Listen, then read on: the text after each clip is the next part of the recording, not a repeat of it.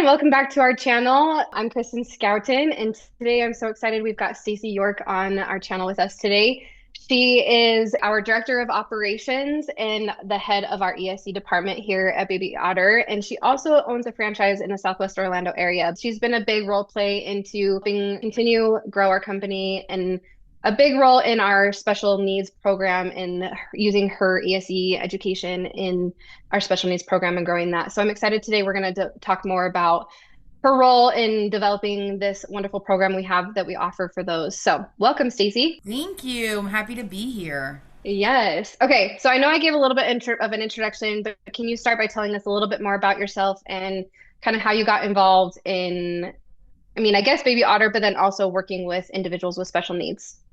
Sure. So I just happen to be the niece and the daughter of the founders and the owners. So my mom got involved almost about 40 years ago when she found me at the bottom of the pool at 17 months old. So I was kind of born into the company, I guess you can say. So I swam in it. As far as the ESC department goes, my son was diagnosed at a very young age. I was a very young age, forget about him, and it scared me. That word autism. So I went to school. I took a sabbatical from Baby Otter and I went back into school to get my master's in special education to learn and understand how to advocate for him because I didn't know how. So I took a sabbatical, went back to school, and I went into the public school systems and I was a self-contained ESC teacher. And those are for the children that can't be in the general education. I loved it. The children were great. The parents were great. It was the system that wasn't. That's a whole nother story. So I left and I came back to Baby Otter. Justly so, the family needed me. It's a family company. So with that said, as ours is a curriculum-based program, I created our curriculum through visuals.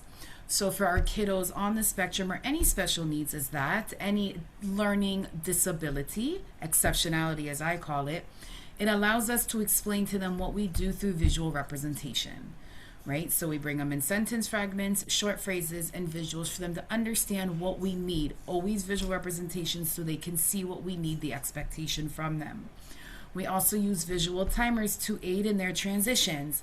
First we swim, then we play. So it allows them to know after swim is play. We put a 2-minute timer on for our playtime and they know when that is up, it's time to go back into swim.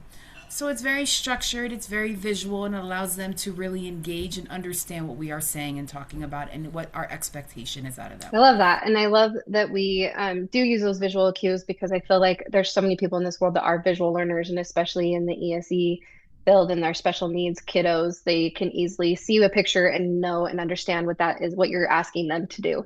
Hmm. What were some of the biggest challenges you might have faced when you were building this program for them? Trying to pick which visuals work the best. So we went through a few. Some of them weren't so great, the eyes looking. We had to find one that really meant open their eyes, things like that. So as far as struggles, just picking the proper visuals that made them understand what we wanted. Teaching it to them was no big deal because they are the smartest children on the planet. It was just picking which visuals made sense to go along with our expectation and what was being taught for that skill. I love that. That probably is hard to figure out, especially when you're trying to ask them to, kick or swim or use their arms and stuff. And so finding those Yes. visuals can be tricky. Yes. The eyes Um, looking was the hardest. There were some really crazy looking ones, like yeah, bug I eyes bet. and things. I was like, no, that You're looks like, scary. yeah, you're like, no, don't open your eyes like bugs. Just be normal. Exactly. And holding breath, that was a big one too. So, but we found them and they've worked flawlessly throughout the whole company. Even And kiddos that are just visual learners, period. Like you yeah. said, right? They don't have to be on the spectrum just so, and it also works for language barriers. Not every child Mm. speaks English, right? So when you have a child that speaks a different language, it also allows us to explain to them what we need. For myself, I don't speak Spanish, so when I have a child that does, my visual helps them understand what I'm saying. So besides the visuals, what other things do we use in our program to either help facilitate, like let's say maybe a child is maybe freaking out or they're a little anxious or stressed or it's like a new thing that they're learning. What tools do you guys use to help them comfort them in those times of maybe learning something new. Positive affirmations, input for their sensory needs, big loving bear hugs, and just doing a first and then, right? So when a child is having a sensory overload, it's bringing their emotions down, making them feel heard and understand, and making them feel safe. Okay, a lot of times that comes with switching to a different activity for a minute. Okay, this isn't working, let's take a breather. So we use smell the flower, blow out the candle, give them that bear hug, give them a minute to recompose themselves, and then go back into it. So it's more of understanding, feeling their feelings, letting them know we're safe and we understand them, especially for my nonverbal kiddos. So that big hug, or we go into an activity that they feel is their preferred activity. So they want to jump and play, and if that gets their release out, we finish the skill first. We never stop it because we don't want them to feel like we're going to stop. We finish the skill and then we go into that preferred activity for them. I love that. That's really cool. And I love that you guys do take the time to let them process their emotions instead of sticking with a strict deadline or a timeline of everything that has to get done. You really do Absolutely. cater to those with special needs to make them feel safe and comfortable to be able to learn and at their own pace. Correct. We accommodate and modify to make it work better for them. Exactly. Because not every child learns the same. I love that. Can you share maybe one of your favorite success stories of a child with special needs? I don't have just one, I have so many. I know Um, these kiddos are so cute. Well, we've interviewed Layla before. We all know that, where Yes. she is, our 8 medal champion. I taught her when she was 5. But I had a little kiddo. I can't say his name on here. Hmm. And he was probably my size, 8 years old, but a big kiddo. And he was not having it. He fought me. It was a wrestling match. He choked me. We went underwater together.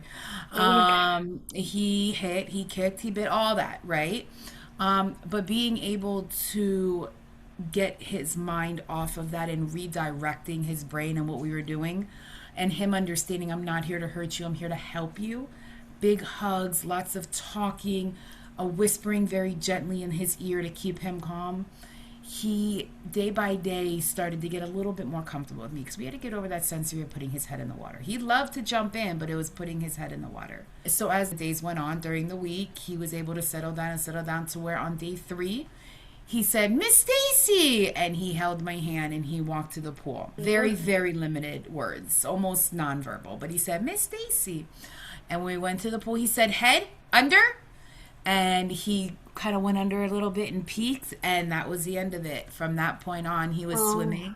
He was a little nervous on the turn kick reach at first, but he was able to successfully do it. And then he said more. He kept signing more, more, more. And to this day, cute. his mom still texts me and emails me and, sends me in videos and pictures. And he sings to me when songs come on and uses Baby Otter Swim School instead of the names of the words. So, yeah, it was a cool outcome. It'll That forever is stick so with cool. me. I love that. And I do know that we do have quite a few amazing success stories of these kids. I know we used to do a couple of events where we would train a whole bunch of kids on the spectrum at once. And Yeah.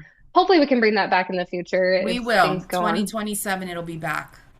That's awesome. I love it. And these kiddos are just so sweet, but I love that we teach them in that way because they deserve to learn just as Yeah. much as the normal kids. Like, and Yeah. especially them, like they're like we've kind of talked about with Layla, but these kids are even more susceptible to drowning because they Right. love water and The they love situational the awareness. Yep. reflection. Mm-hmm. Yeah, and so it Yep. can be tricky. So that I love that we really don't turn anybody away in our company and we will give them the opportunity. We'll try to teach them. Sometimes it may not take the first time, but then we'll always keep working with them and we'll make sure that they learn as it Safe. goes. Water So safety. That's all we care is that they're safe. I just had an instructor call me today and she's like the child she keeps stepping down. She's very scared. She's flowing her hands back. What should I do? So we came up with a plan to it because everybody calls me to accommodate to get that child to swim safely to where she needs to go.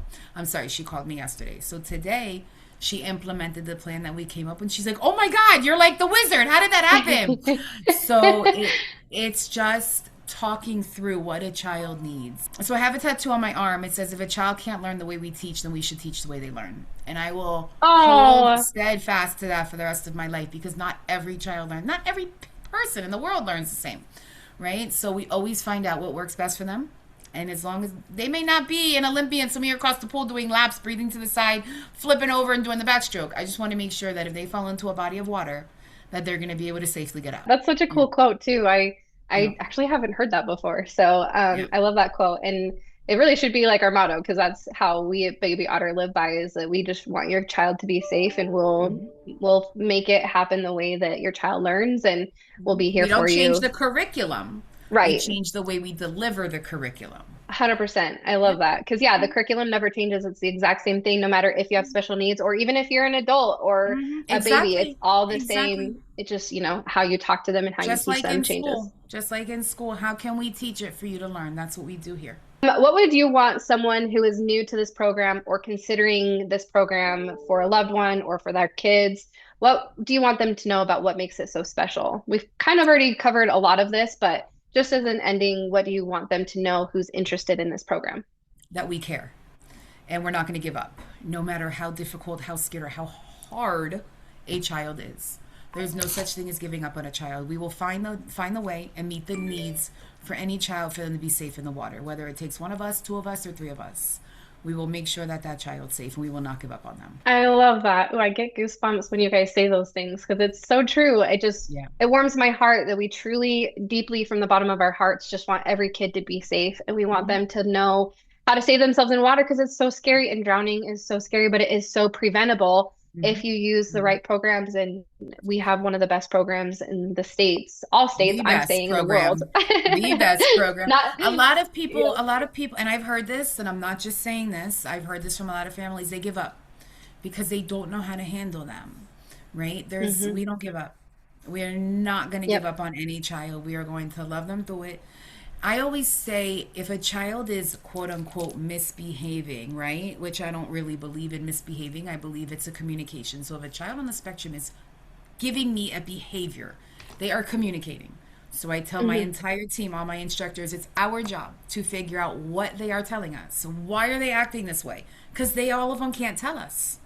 They can't Yeah. express, I feel like this, no matter how much we prompt them. I feel, they're still not going to tell us. So why are they having this behavior? It's up to us to figure it out and get through to them to let them be safe in the water. And you actually brought up a good point that is something we can talk about is that it's not just you. You're not the only one that knows this special needs program. You yourself train every single one of our franchisees, every single Mhm. one of our instructors, the Mhm. exact same way that you learn and that you teach, so that we all are on the same understanding of how to train these kids. Maybe to speak on that a little bit of how you go about training other franchisees or swim instructors the same. Well, it's not just one child. Because just because you met one child on the spectrum, you've met one child on the spectrum. So they have to go through a series of multiple children in order to understand and be signed off to train with special needs. Because, like I said, if you've met one child on the spectrum, you've only met one. So we need hmm to go through the different behaviors, the different sensory issues, the different responses, because again, every child is different. So once I feel that the instructors and the franchisees have mastered and understand the different personalities and exceptionalities of different children, not even spectrum kiddos, even your typical children have sensory issues, hmm then at that point I will sign off that they can teach with the ESC children. But then and only then, once I approve it, that I see that they can handle it strength wise and emotionally wise. And the other nice thing too is that for future franchisees or instructors who may be interested in franchising or working with us, is that you're always available. So like you're always there if they're Always. having a difficult kiddo, they can always call and have you as a resource of how to deal with certain aspects and how to go about communicating differently with these children. So you're always available for people. My line is always open, always. I Even for the love that. parents. There's parents that are very scared. They call me every day after. I've even talked to parents during the lesson. I said, okay, what's going on now? And then I'll walk them through it and they'll FaceTime me. And I'll walk them through it as they're watching it away and I'll get them through it. So I'm like a therapist at the same time. I love that. That is so cool. That is Swimming true. The lesson is one of parents, the hardest skills for children, hardest emotionally, but this the most important. yeah. Because water And is dangerous, water is big. So we need to create that respect and understanding and safety for it. yeah, definitely. Yeah, and it's hard for parents too. It's hard for parents to watch their kiddos go through something like our lessons, and it can be Yeah. scary, but in the end, The you know, we, alternative is yep, harder. that's what I was just gonna say is we'd rather your child go through this hard thing now than for you to have to go through the hard thing your whole life.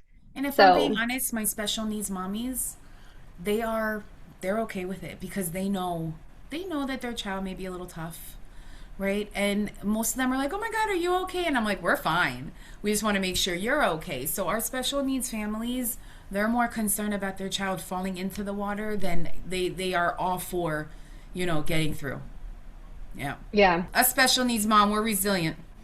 That is We're true. You guys resilient. are the most resilient of the bunch, for Yeah. sure. I look at you moms that have you guys have those children that are special in that way, and their hearts are so special. But it can be challenging to be a parent. I struggle with, normal children who might. Well, my daughter has ADHD, and I have a hard time struggling with her and how to communicate with her sometimes. And so, you mamas are powerhouses, and I just look up to you guys as moms as well. So. Even my 17-year-old now, we still have our meltdowns. We still have our moments. We have to take it back, just like we did in ABA when he was 4 years old. So we have to sometimes digress and reevaluate the situation in order to come to a conclusion of, okay, what's the big picture here? Even at 17, I mean, it's probably changes like they get different emotions and they Yep. get different feelings. And then there's bigger feelings when you get older and more And it could stresses be you're going anything. through. It could be that the Yep. pen was on the other side of the table and it's usually on the left hand side, and that just threw us for the whole day. So, whatever it is, we take it and we attack it and we get it done. Well, is there anything else that you want people to know about our program that we haven't covered? We've kind of covered quite a bit. No, I think you've covered it all. Awesome. Okay, well, that pretty much sums up our special needs program. So if you or anyone you know is interested in our special needs program, please visit our website or give us a call. We're happy to answer any questions. Stacy's always here for you if you're nervous or if you are unsure. Stacy's always here for you, and will answer any of your questions. So thank you so much, Stace. You're welcome. Bye. Bye.